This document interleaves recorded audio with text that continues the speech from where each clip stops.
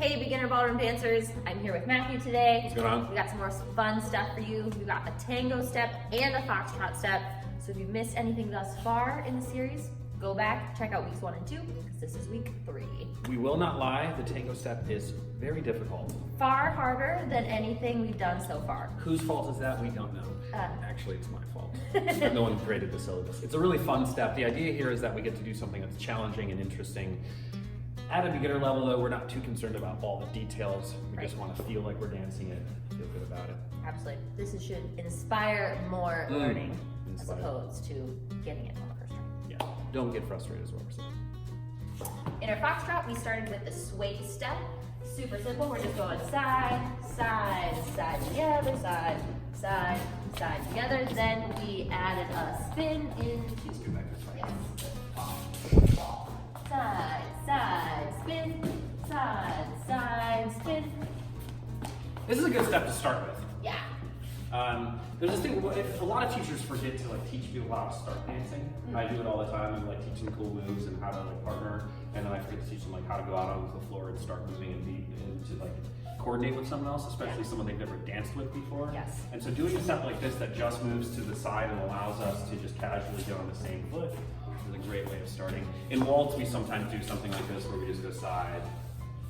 Yeah. So think of this as a starting step, or as a stutter step if someone gets in your way on the floor when you're dancing. So yes, which is how we use it in class when we're traveling around. Someone got in our way, stop, started to the side, into this sway step. So let's just do one breakdown quick of our feet here. We're going slow, slow on the side, slow, slow, and then we're doing quick, quick to change our weight. In class, we're having some difficulty with that last weight change because we go from swaying to changing weight, sway, sway, change, sway. what I find as the leader that helps there is to feel like I've got this little arch at the end. Okay. A coach long ago told me that I should feel like I'm kind of prancing over a little stream or something. So when I'm doing those first 2 sway steps, I'm just kind of swaying in place, and then I push off of that, which then should communicate to you that we're moving to the side rather than just coming back. Absolutely. I can also feel that if Matthew kind of continues our momentum after that little step over the stream moment, by continuing to hold his frame nice and steady through that next piece. That was going to be my other point there too. Is if I go and I don't bring Lydia with me and my frame is weak, she will not feel it at all. So I think of my arm as like a hook. And even just because I'm speeding up, she should feel that we're going in that direction. Yeah, absolutely. Same exact idea, but now we're going to add the spin into that. Yeah, the footwork is actually not different. I mean, it's slightly different for you because you're rotating, but you're still doing a side close. Correct. So for my footwork as the leader, I'm just going slow, slow, quick, quick. And I'm doing the quick, quick as Lydia is spinning slow, slow, quick, quick. Easy as that. We're going to do the follower's footwork? Absolutely. I'm going to face you for the follower's footwork here. Biggest challenge is that we have to do all of the rotation in one quick, quick. So I'm gonna go right sway, left sway, then I'm gonna start turning into this next step, turning, bring my feet together, change my weight so that my right foot is ready to again step out into, hypothetically, the next step. One more time, we're gonna go from the back. We're gonna go side, side, turn together, side, side. We can just finish after that, or hypothetically turn again. Like I said, she's doing the same footwork as me. It's probably best. Do it from like a sliding angle like this. So we go side together, and I'm going side close. Lydia is also going side close. Notice we're staying coordinated together because if she does not do a side close and she goes a side there, watch what happens. We're suddenly far apart from each other. All she's doing is a side close and doing a 360 at the same time. You know, piece of cake. I find it helpful to do another one of those sway steps right afterwards as well, because her energy is falling out of the turn that way.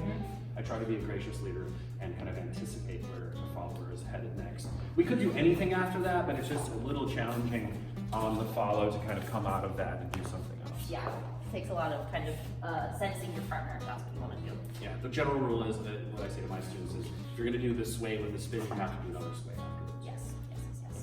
One other thing we encountered in class that was a little bit challenging, in that spin for the followers, we have to make sure we change our weight halfway through the spin, as opposed to doing one full spin on the foot and then changing. The flamingo is a lot of fun, but it's kind of hard to dance. Totally.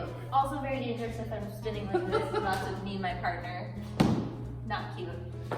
With spinning, I mean, as you get better as a dancer, you'll be able to rotate and have body parts doing things are out here and not fall over, right? But generally speaking, you want things, you want to be like a pencil. You want to be as, you don't want to be as very far away from the center of your body. So the more you have things dangling around, the harder the turn. Right.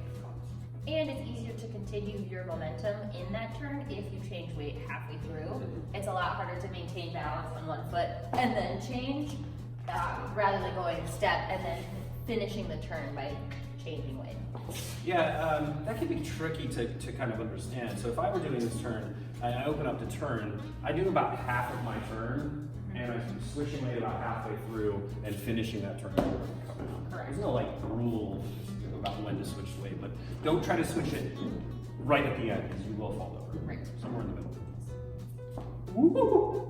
Let's move on to that tango step we mentioned. This is going to be called La Puerta. Other people call it fans or ochos. All similar ideas. We're going to start to do some more twisting in this one. And a bump, and a flip, a tango. Oh, that's so easy. Oh, piece of cake. So something I was trying to point out in my class is that the first two parts are exactly the same. We repeat that same thing again, and then end it with tango close. There are a lot of new elements here. Yeah. Boy, this is a lot of fun. So we have a couple of things that are new. We have outside partner where Lydia is stepping outside of me, right? This is outside partner rather than her stepping at me. So we got to figure out how to get her into that position. And that's really the challenging part here, at least for the lead. Yes. The challenging part to follow is the flip. Yeah, so that moment where I'm stepping through and turning my weight and stepping forward again while remaining on one foot. It's a big balancing thing.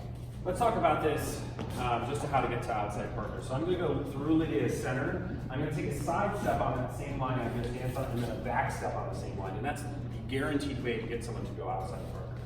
You can go through the center. So I go through her center. Notice I'm on this line. I do a side step on that line, and then I do a back step on that line. So we go forward, side, back. Now to get her to come around, I have to rotate my body this way, get her to go, and then bring it back around where I meet her, and then we just repeat that same thing. Forward, side, back, and we meet up and we do what's called a tango close, which is just forward, side, close.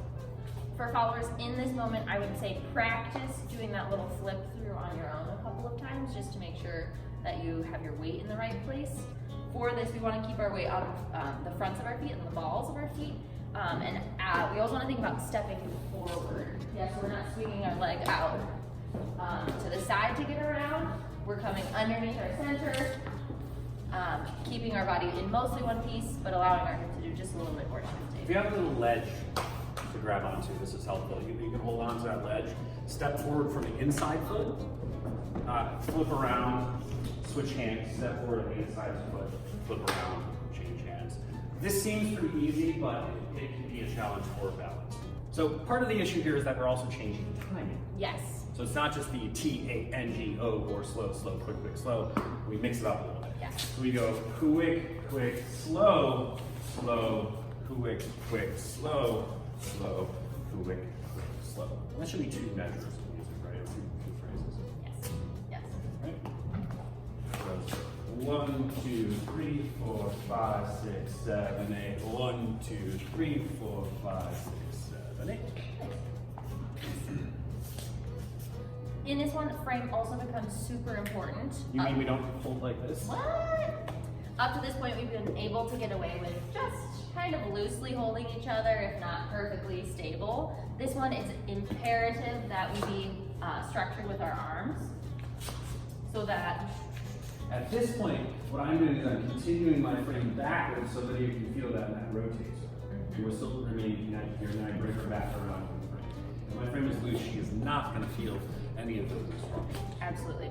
Same thing for me. If my frame is loose and Matthew starts to leave that outside partner moment, I will get too far into his arm, meaning I'm smashed all up in here. Yeah. I want to make sure that I'm back a little bit further and maintaining the same sense of space that I have normally in my frame. Yeah, we just breezed through outside Parker. That's a fairly challenging concept in and of itself, so there's a lot more that you guys need to learn about that. Don't worry too much at this moment.